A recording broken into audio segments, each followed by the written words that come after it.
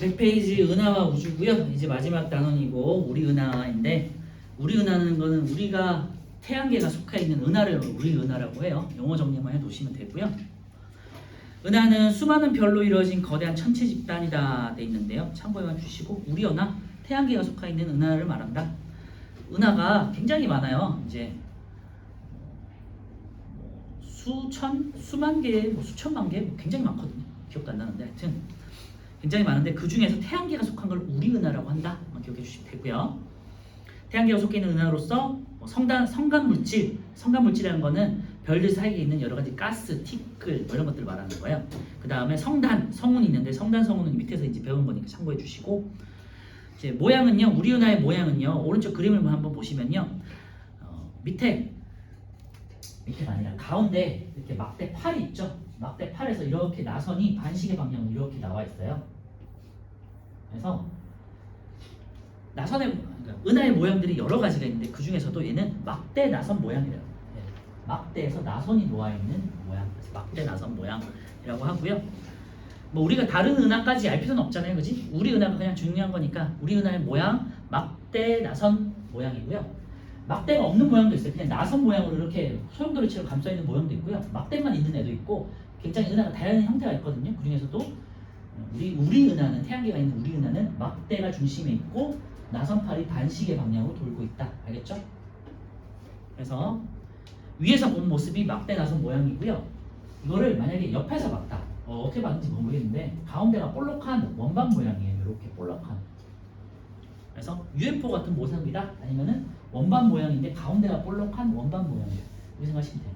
옆에서 봤을 때는 원반 모양. 그 다음에 위에서 봤을 때는 막대 나선 모양. 알겠죠?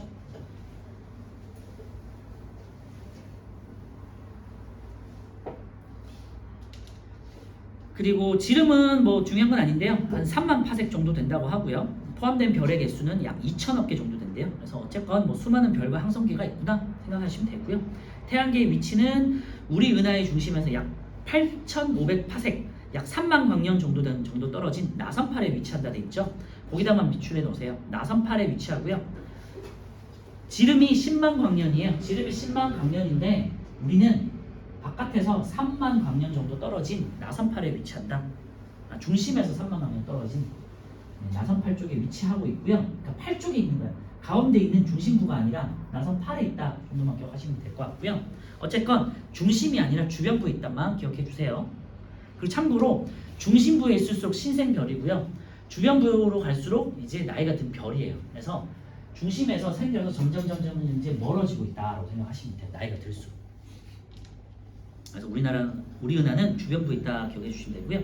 은하수는 지구에서 우리 은하의 일부를 바라본 모습이고요. 은하수라는 건 들어봤죠? 별들이 이렇게 뭐 강처럼 흐르는 모습으로 쭉 굉장히 많은 거를 말해요. 그래서 희뿌연 띠 모양을 나타낸다. 구름처럼 띠 모양을 나타내는 걸 은하수라고 한다. 그러니까 별들이 많이 있는 걸 은하수라고 하고요. 당연히 우리 지구를 중심으로 은하 중심을 볼 때랑 은하 주변부를 볼 때랑 어디가 별이 많겠니?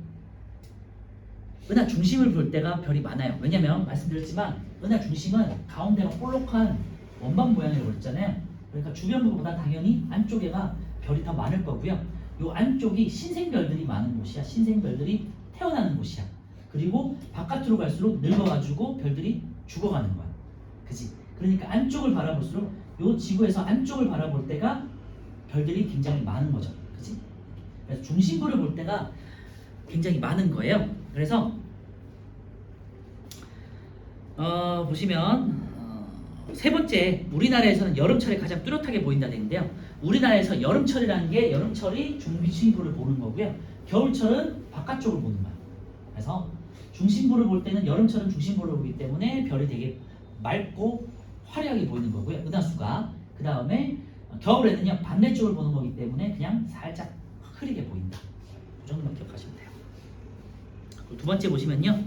은하 중심 방향인 중심 방향 금수자리 방향에서 폭이 넓고 밝게 보인다. 그 정도만 밑줄에 넣으시면 되고요. 중심 방향이니까, 그지? 뭐 궁수자리니 이런 것까지 배울 필요는 없고요. 중심 방향을 볼 때 넓고 밝게 보인다. 그는 왜? 중심부니까 별의 수가 많아서 당연한 거죠. 이거 자체가 태양계가 우리 은하에 있는 나선팔 주변에 위치한다는 증거가 된다고 할 수 있어요. 그리고 세 번째는 아까 말씀드렸지만 여름철에 가장 뚜렷하고 겨울철엔 희미하게 보인다. 왜냐? 나선팔에 위치하고 있기 때문에 여름에는 중심부를 보는 방향이 되고 그 다음에 바깥쪽에는 겨울철은 바깥쪽을 보는 방향이기 때문이다. 알겠죠? 밑에 한번 그림 보시면 될 것 같고요. 여름철과 겨울철을 봤을 때 여름철은 굉장히 밝게 보이죠. 은하 중심 방향이기 때문에 그런 거고요. 오른쪽에는 이제 겨울철 은하수인데 반대 방향이기 때문에 어둡게 보인다. 이 정도만 기억하시면 될 것 같아요. 자, 오른쪽에 1번하고 2번 한번 풀어보시고요.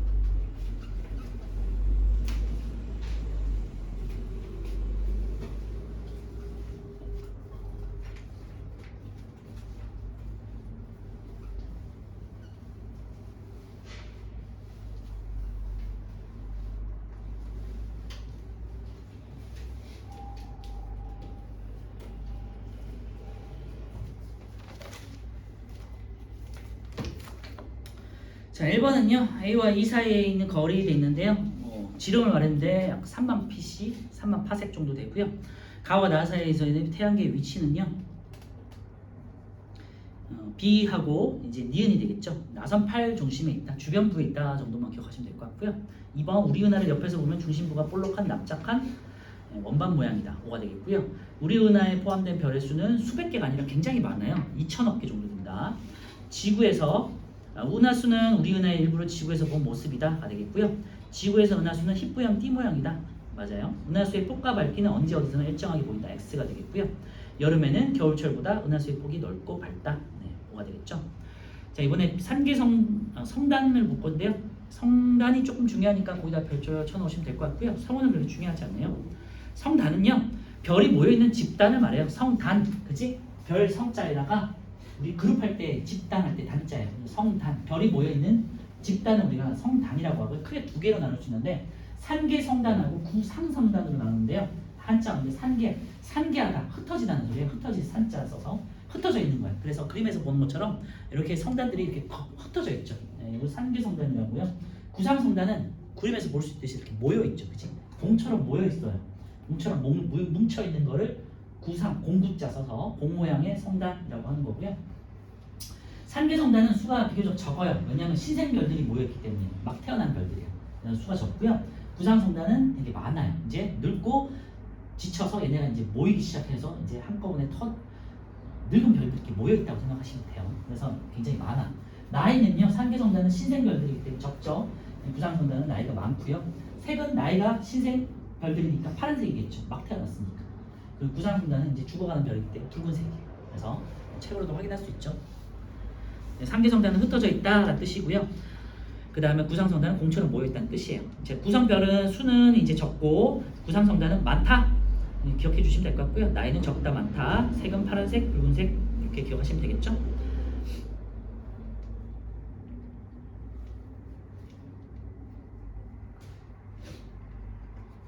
그리고 제가 아까 전에 잠깐 잘못 말씀드렸는데 은하 중심부로 갈수록 나이가 많은 별들이 많은 거네요. 네, 그래서 정정할게요. 네, 아까 전에 여름철에 은하수 같은 경우도 별이 많이 있는 이유도 나이 많은 별들끼리 막 뭉쳐져 있기 때문이라고 이제 수정할게요.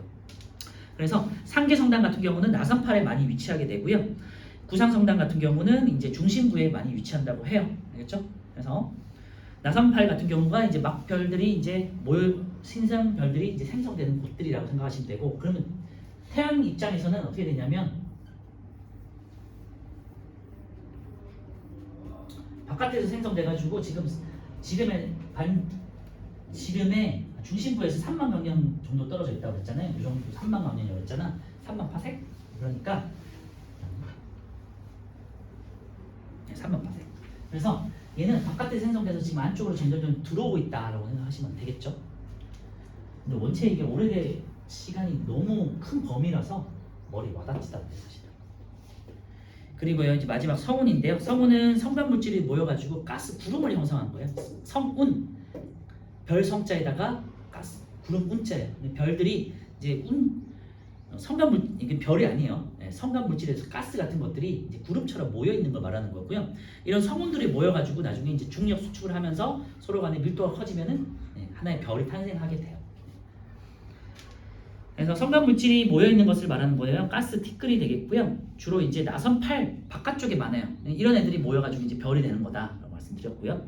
방출성운, 반사성운, 암흑성운 세 개로 나눌 수 있는데요. 그런데 중요한 건 아니에요. 방출성운은요, 스스로 가열을 해가지고 밝게 빛나는 성운들을 말하는 거고요. 주변에 큰 별이 있어가지고 이 별이 이제 성간 물질들을 이제 가열을 시키는 거야. 가열을 시키면서 스스로 뜨거워지겠죠.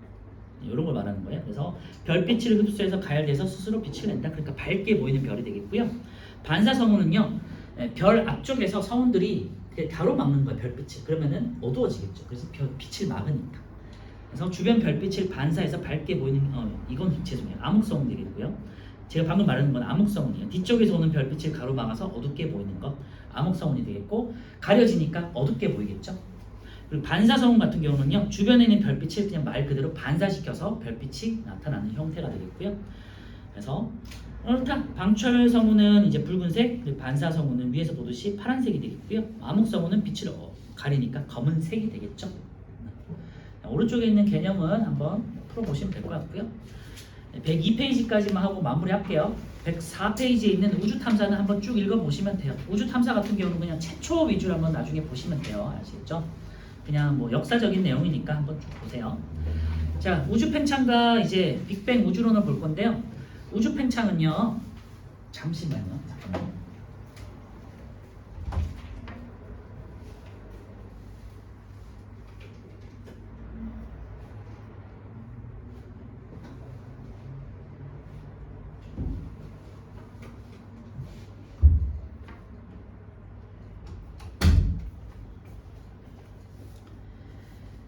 우주가 뭐 빅뱅 이후에 계속해서 팽창하고 있다는 걸 좀 상식적으로 알고 계시죠?